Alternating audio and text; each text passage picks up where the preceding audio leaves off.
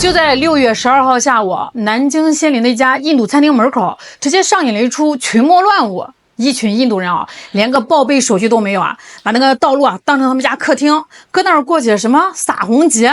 好家伙，那个场面彩色的粉末满天飞等这帮人狂欢完了，拍拍屁股，哼着歌散了，留下一地红红绿绿的烂摊子。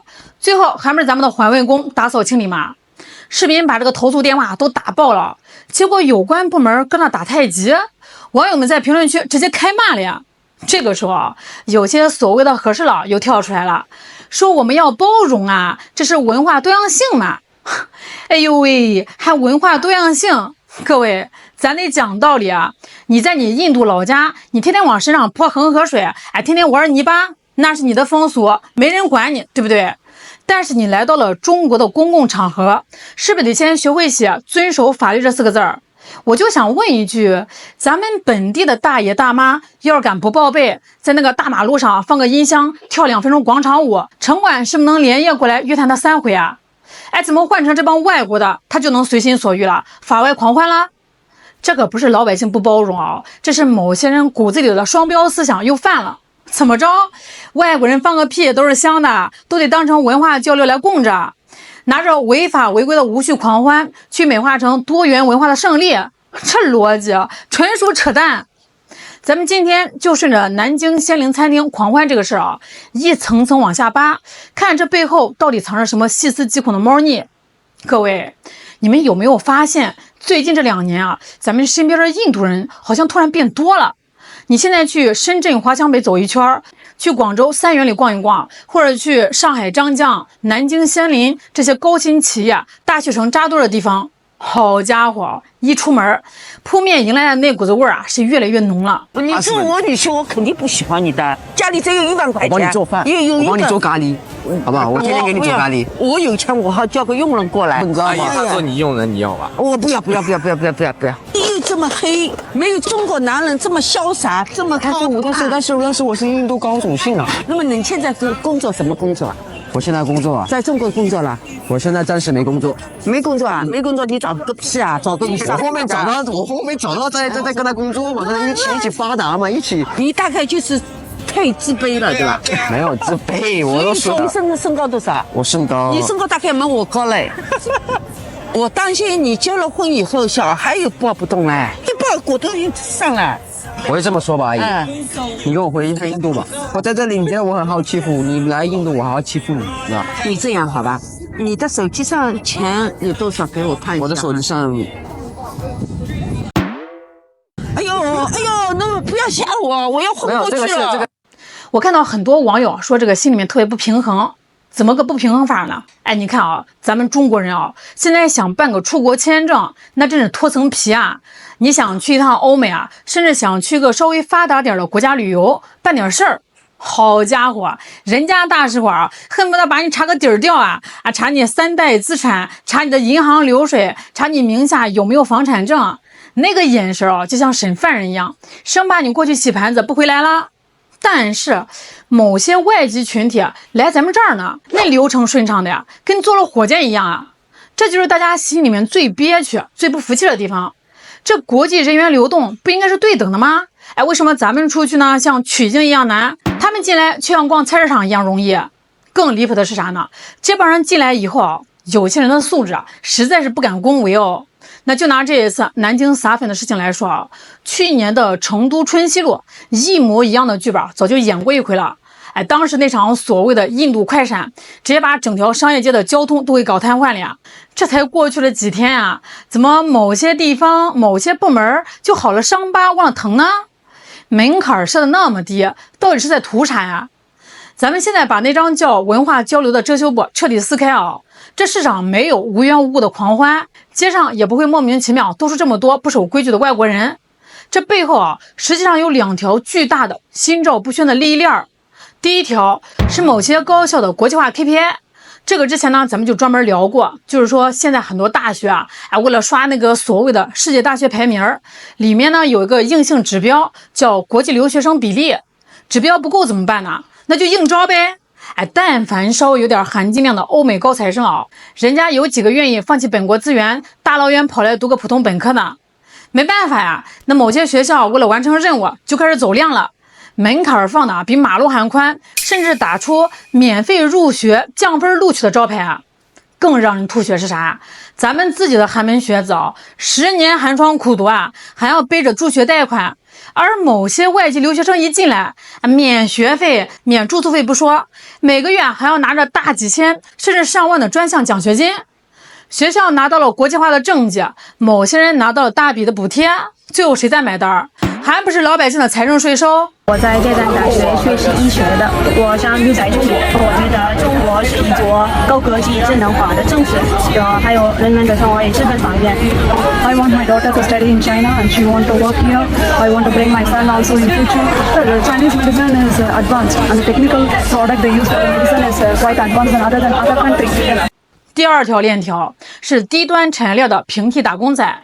那现在外贸不好做啊，尤其是跨境电商、IT 外包这些行业，竞争压力极大。那很多老板一算账啊，国内请一个懂英语的本科生，这月薪怎么也得大几千上万吧。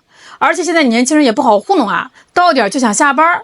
这个时候，那某些中介就出主意了，去弄点印度的 IT 人才或者外贸劳工进来，在他们本土啊，一个月赚个1-2千人民币啊，都算是高薪了。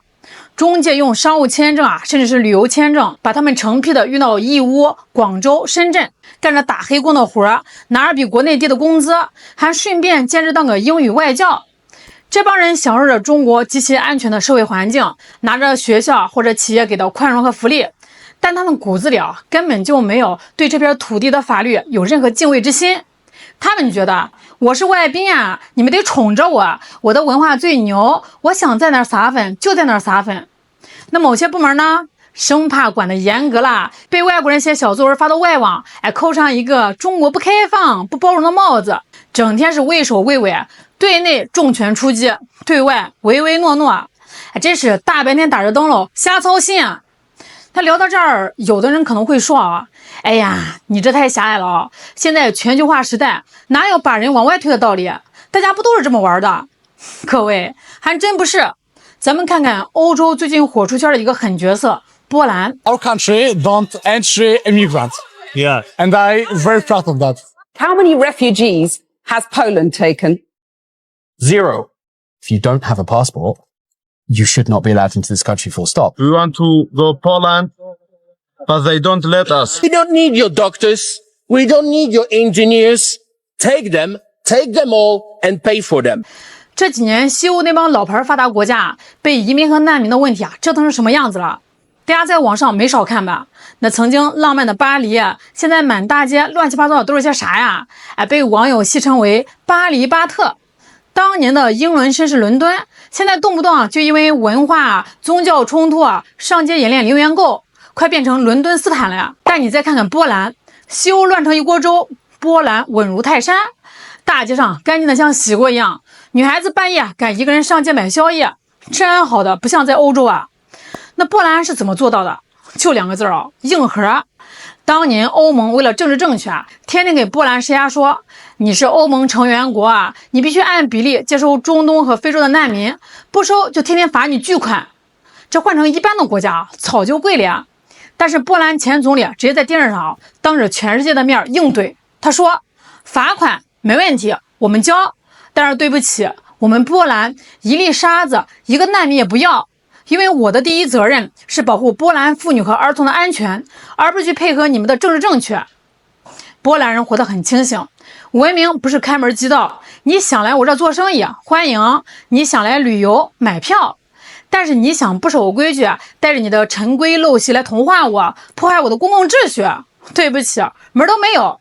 波兰用事实告诉全世界一个道理真正的安全和尊严不是靠毫无底线的包容换来的，而是靠把不守规矩的人死死挡在门外打出来的。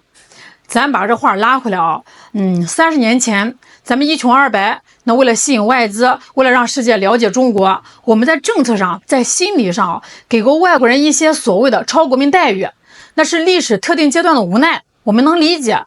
但是今天是什么年代了呀？2026年了呀，中国已经是世界第2大经济体了，我们的高铁满地跑，我们的城市管理，我们的社会治安在全世界都是数1数2的呀。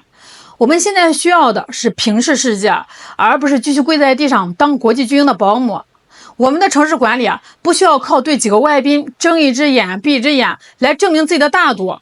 真正的包容是建立在法治和规则之内的尊重。你在家里怎么闹是你的自由，但是只要你踩在中国的土地上，你就得把头低下来，老老实实的遵守中国的法律。南京仙陵马路上那块洗不掉的红粉，其实就是一面镜子它照出了某些管理部门内心的不自信，也照出了某些外籍人士骨子里对我们法律的轻视。入乡随俗从来都不是一句客套话那是法治的底线。任何文化想要在中国开花，首先得先学会夹起尾巴守中国规矩。如果连这点最基础的文明素养都做不到，那不好意思，哪儿来的请你回哪儿去。这些事情呢，必须得有人说，因为如果我们今天对这个接收撒粉选择沉默，明天他们就敢在地铁里过泼水节，后天就敢在商场广场上点起大火堆演篝火晚会。规则面前没有任何人有文化特权。各位，你们觉得这次南京的事情应该怎么处理呢？是让那家涉事餐厅直接停业整顿，还是把带头闹事带头违规撒粉的人直接驱逐出境呢？好啦，今天就聊到这儿了，把你的态度打在评论区哦。我是小兰，咱们下期再见。